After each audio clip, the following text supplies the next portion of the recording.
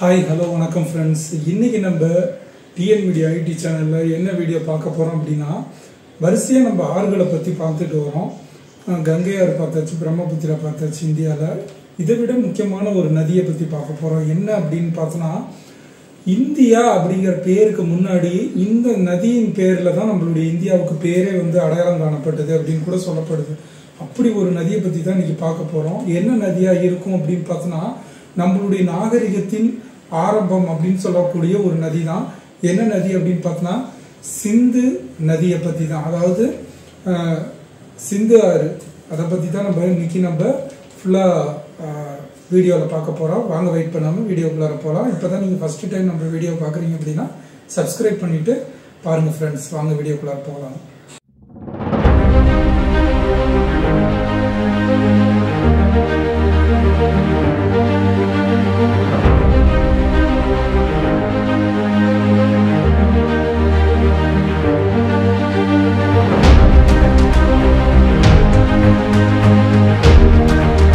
சிந்து நதி, Hindus river அப்படின்னு சொல்லக்கூடிய இந்த நதி பார்த்தோன்னா, நம்மளுடைய நாகரிகத்தின் ரொம்ப ரொம்ப முக்கியமான ஒரு பிறப்பிடமாக நம்ம சொல்லப்படுது.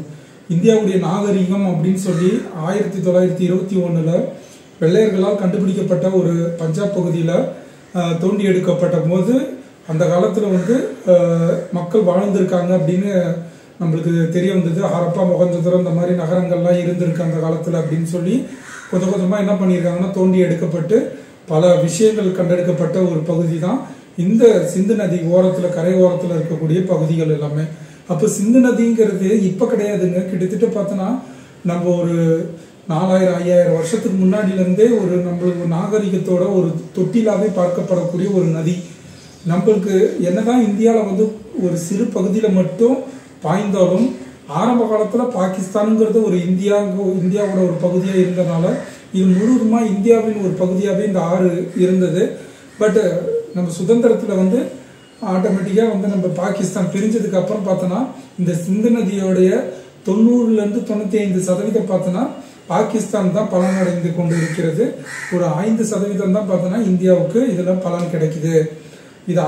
இது உருவாகிற இடம் அப்படின்னு பார்த்தோன்னா, இமயமலையில், கைலாய மலையில் பக்கத்தில் இருக்கக்கூடிய அந்த திபெத்தை ஒட்டி இருக்கக்கூடிய ஒரு பகுதியில் தான் இது உருவாகுது. மானசரோவர் அப்படிங்கிற ஒரு இடத்துல தான் இந்த ரிவர் உருவாகுது.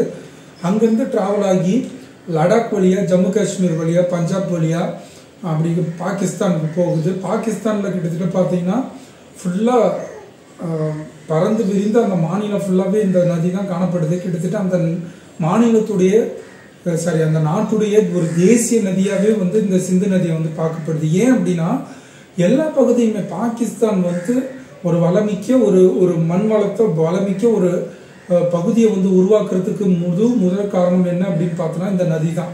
இந்த நதி இல்லைன்னா கண்டிப்பாக அது ஒரு வறண்ட பாலைவனமாகவே இருந்திருக்கும் பாகிஸ்தான்.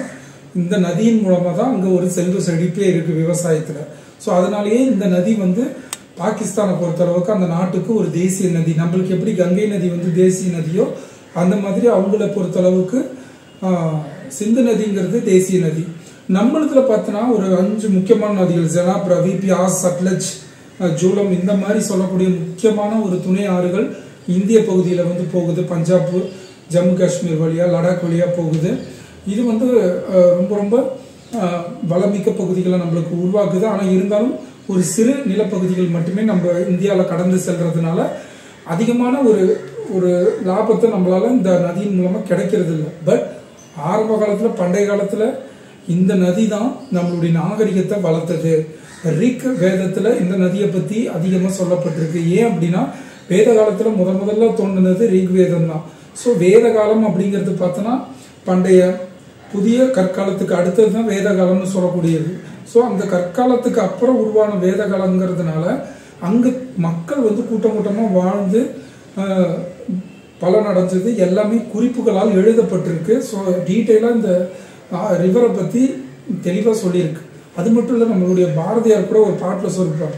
சிந்து நதியின் பாட்டு கூட வந்திருக்கும். சிந்து நதினிலே சேரன நாட்டினில் அப்படின்னு சொல்லி ஒரு பாட்டு கூட அழகாக இருக்கும் அவருடைய கவிதை புத்தகத்தில்.